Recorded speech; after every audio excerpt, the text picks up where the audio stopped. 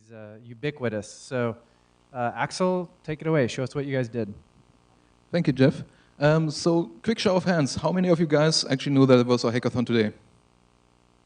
How many of you considered attending the hackathon? And how many of you didn't because you thought you needed development skills? Okay, so a few more potential candidates for hackathon. Yeah, the great lineup of sessions today already meant that we had a great competition in terms of attendees, and we actually ended up just with about a handful of attendees. At the most, we had about 8 or 9 in the room. But let's talk about the hackathon and what we did today. So first of all, maybe just a short reminder about what a hackathon is, what the philosophy behind the hackathon should be in terms of what we want to achieve in that session. Basically, it's a cool way, a great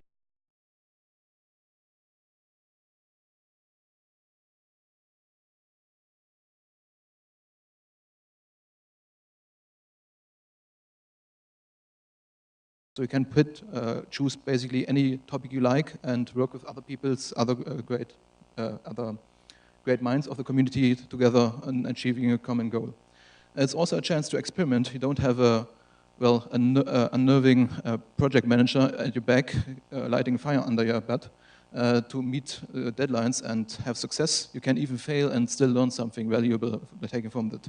And also you have an opportunity to support the greater community. It's not just about your experience, it's also about what you can do for the Alfresco community in general. Maybe it can be just creating some documentation on the wikis. Richard has gone in the last couple of years, or last year at least, and marked a lot of pages obsolete because they have never updated. And this would also be a pretty decent option to do in a hackathon, creating this documentation, weeding out the really obsolete stuff from the stuff that's still valuable. And also, this doesn't require development skills, and they're even optional or just secondary in nature. So today we had, as I said, about a handful of people. At the most, we had 8 people in our room that were working on hackathon projects. There were some other guys who visited us, talked to us about some issues they had, about some questions they had that they wanted to answer. But those are the guys that actually worked on the project. Unfortunately, a couple of them already left for the airport, so they're not here to demonstrate what they did, but we have basically 3 projects that we can show to you. We would start with the first, and I would invite Richard up to the stage.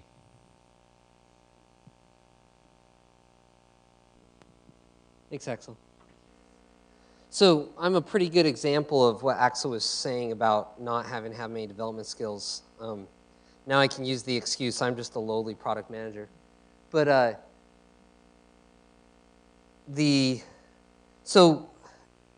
you said the idea came from Boris? Yeah, the idea came from Boris. Boris and Axel were talking about the version behavior in Alfresco being rather confusing. And we should go through and figure out exactly how it behaves and figure out how to improve it. And I recently adopted this part of the project. So I'm like, oh, so this is train Richard on how what the community wants about what I'm supposed to be doing. So most of the session was about Boris explaining to me that my preconceptions about how versioning worked were wrong, which was very useful. And testing testing Axel's memory about how it behaves and finding some places where we have improved recently. So we try to document how it's implemented, what some of the limitations are, and then we went and said, well, what is it that customers actually need and why? And you don't have to read all this, it is in the wiki. And then we said, well, if we were to boil those needs down to a set of requirements, what would they be? And then I spent a chunk of time looking through our issue tracker and some of our internal product management sites to see what work we've already done on this.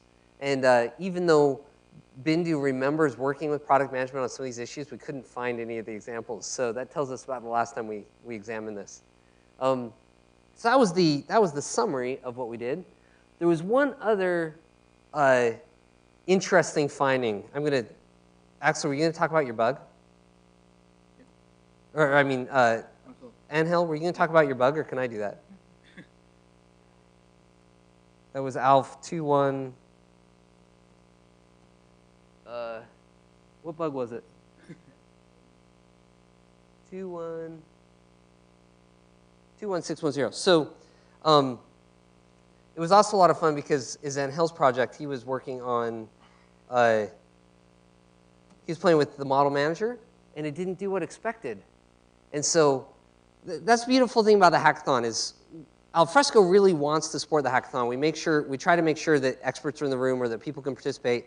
Of course, Axel and Hill are experts, but when they found a problem with the way the software works, I got the engineer on Skype. Who was it that worked on the model manager? Oh, I know who it was. And then we figured it out and passed them the bug, and they're like, oh, we didn't even think of that. So it was kind of fun. So it's I found it to be a really productive day. I always enjoy the hackathons. And about document in the wiki about the versioning, this is basically just the first draft of collecting all the ideas, all the issues we could think of. It certainly is open for feedback from other people of the community, other guys that are interested in kind of addressing the versioning issue or felt that versioning was inconsistent across interfaces. And the long-term goal is to have a document which basically lists all of the current implementations, limitations, what the customer requires, as Richard explained, and maybe make some recommendations for Alfresco to fix those issues, either in terms of abstract requirements, use cases, or concrete recommendations in terms of, okay, first priority, second priority, third priority. This would be something that we would like to go ahead on in later hackathons, or maybe just as an order of the bee in general to continue collaborating on it. Okay, next up, I would invite Angel to explain his project. Hi, hello. Okay. I'm going to show you. No? Yeah, but I want to. It sounds fine. Okay. Okay. I think working in that Google Visio integration, today we've added the visualization of the recognized fields on the SER application. This is where we found that issue. And we also make an inappropriate content filter. So if you try to upload an image of a gun or any other thing, you can cut this upload before it really stored on Alfresco. So I have I have a folder which is a simple rule that it says every item just extract the information from the image. We can try with this one. It's asynchronous because we are making connections with Google API, so it's asynchronous by default, but it's fast. We have here our information. Okay, it's a statue, a sculpture, art, which is nice, but also we have that this is mannequin piece, which is better. We can try with this logo, and let's see if Google Vision knows what this logo is for. Its font, its logo, it's a clip art. It is also extracting OCR information. You see that Alfresco community words, which are on the image. And he also knows that the logo is Alfresco, right? And this is specifically what we have done today. If I try to include a gun, this is a gun. They say, no way. We have to work further in this message and the interface, but okay. In the log, it includes inappropriate content, believe me. And we can also try with your image. Some of you have sent me some image. This one is from Boris. This is the honey, but in that barrels. And let's see what things Google Vision is. Okay, produce, food, drink. Well, it's near. It's near. But the surprise came when when I tried with this one, with our beacon logo, right? Okay. This is our beacon logo. I'm not making any trick. So like that. You can try later. And it said that is art, font, rim, okay. And what else? It's a logo from Microsoft Windows. It's not me, it's Google, okay. So this is what we have working about in this hackathon, and also with a friend from Macedonia who is working with another open source add-on about electronic signature. We were talking about evolving this add-on together, which is not a matter of the hackathon, but maybe can be the matter of future hackathons. Okay? Can you explain briefly how you implemented the Google Vision stuff? And is the code stored somewhere? So it's very easy. It's just it's an API. It's a REST API. So when the image uploads, I send that content to Google, and Google returns me the tags and the landmarks and the logo and the inappropriate content and the OCR and whatever I can recover from Google. But the image goes to Google. Right? Maybe just show people the GitHub account, the GitHub repository you set up, so they can try it out themselves. Yes, you can try. You can try. It's I've upgraded this with today development, but maybe tomorrow or the day after. Okay.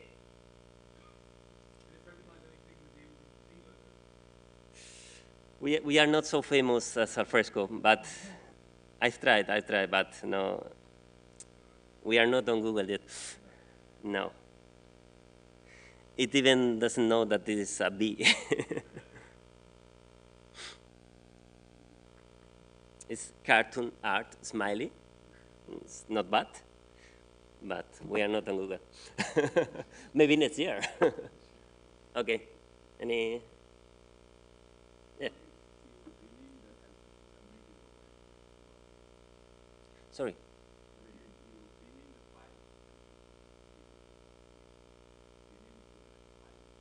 Ah, okay. That yeah. No, it doesn't matter really the name. You see that mannequin piece was where else? This doesn't matter. It's the content who is sending to Google. Okay. Yes. It's just a proof of concept. It's very dirty, my implementation. Don't be cruel. The API that you're calling, is that a paid-for API? Yeah. And what are the terms? How friendly is that for developers? It's cheap, but it's not free. So for developers, it's free because you have something like 5,000 a day requests, so it's enough. But for a company or for a project, you need to pay. It's cheap. I don't know how many, but It's something like 1,000. They sell them in blocks of 1,000 or maybe even more, and it's pennies. I mean, it's very cheap. yeah. Yeah. Okay. So thanks, Axel.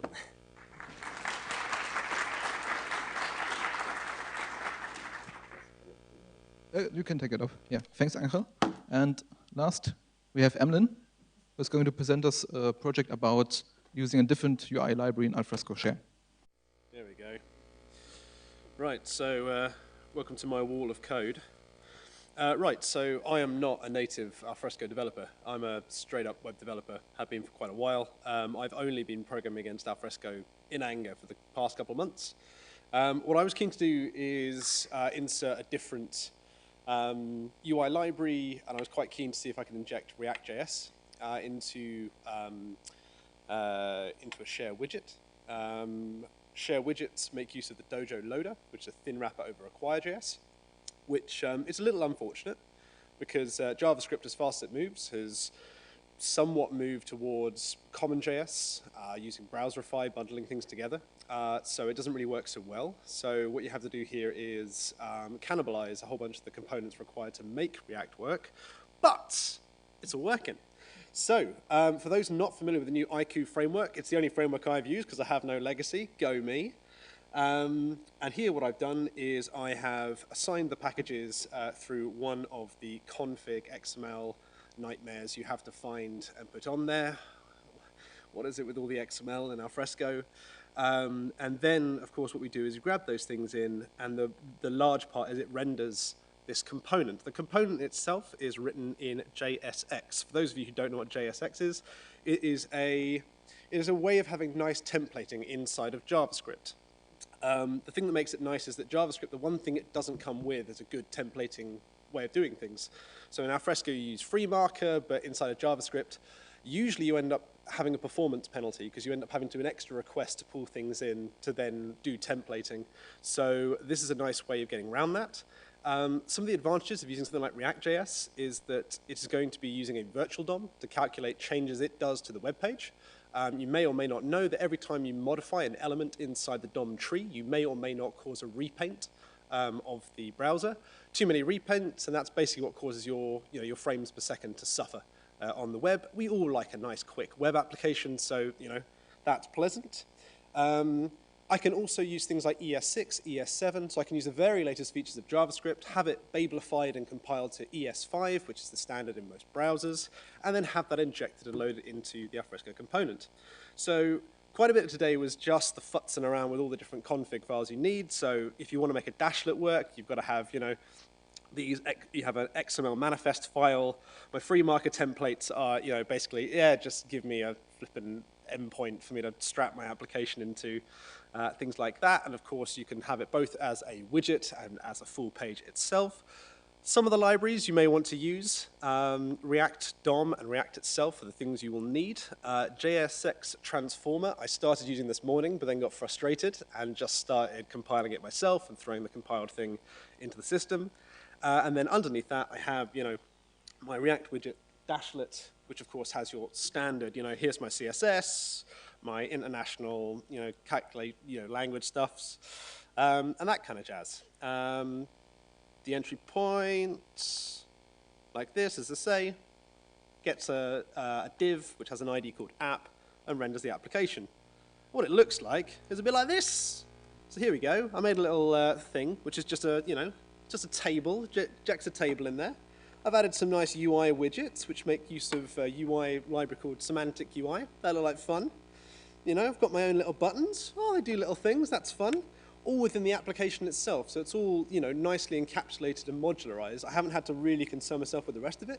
The way that I would approach this is that if I then want to interact with Alfresco proper, because Alfresco is separated into both its share and repo components, you would do REST calls in and out of the repo, and that would allow you to control Alfresco.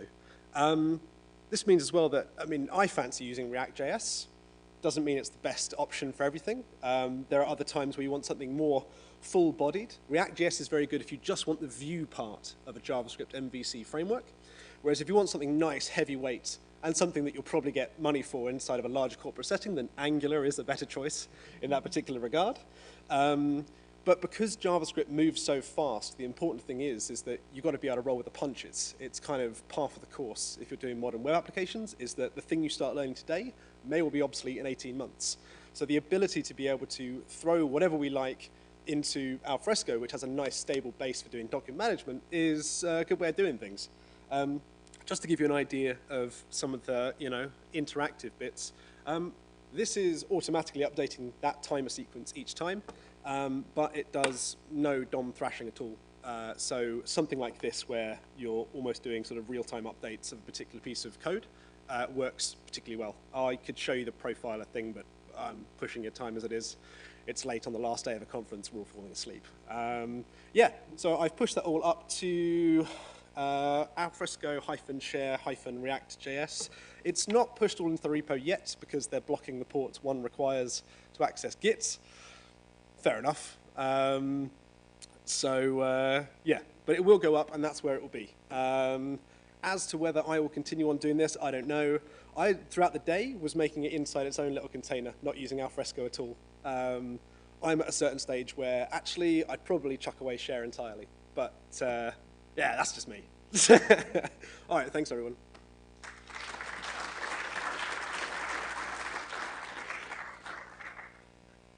Maybe if there are any questions for this project. Oh, yeah, sorry, yeah. Questions? Or not, that's fine as well.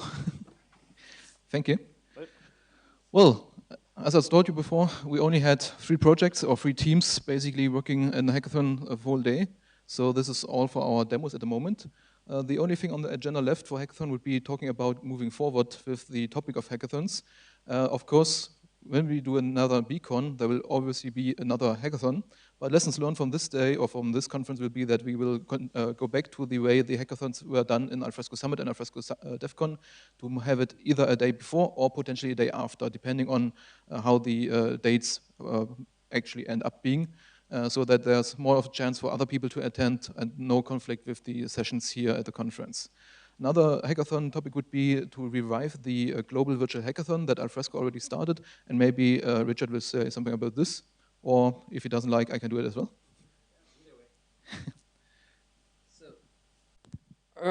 Axel and I, our main question is, how many people would attend a global virtual hackathon? Who attended previously? So let's put hands down. Who's done a global virtual hackathon before? So if you don't have your hand up, I assume that means you probably want an explanation. So chat.alfresco.com is our IRC channel with the little web unit thing so you don't have to figure out IRC. The way the hackathon works is you go, we were using the wiki, we might use whatever our new platform is by then. But we go in and we say, what projects and teams are we interested in? We do that like a month before. And you do a little prep so you can be productive. The day of the hackathon, whenever you feel like joining in the morning, you go into the chat channel, and we'll have a Google Hangout as well, and you just work with everybody. And so we were starting with Oksana in Moscow. Well, actually, we were starting with Sydney at 9 a.m. local time, which was the night before for me in the Western US, and went until Los Angeles evening time. So some of us slept more than others, but it was lots of fun to hang out and get stuff done. It's a way for you to tell your boss you're training and you get to hang out with everybody online all day. So with that explanation, who would come if we did this in September? Okay, who would prefer October? So if we did like last week of September, I was thinking September 30th, the last Friday in September. Who's willing to stay online all day the last Friday in September? Okay, somebody who does not have their hands up, you have a better proposal. Don't hear anything. So September 30th we'll plan on? That's Friday. At least if it's not a Friday, I mean the Friday. The Friday is when it's easier for me to disappear from my regular responsibilities. So, but yeah, I checked earlier. So I think it's Friday. But so last Friday in September, we'll set up a page to kind of organize. You can track out the Beacon Twitter and to get more details. And we'll have a hangout. A hangout caps at 9 people, so sometimes there's a waiting list to get in.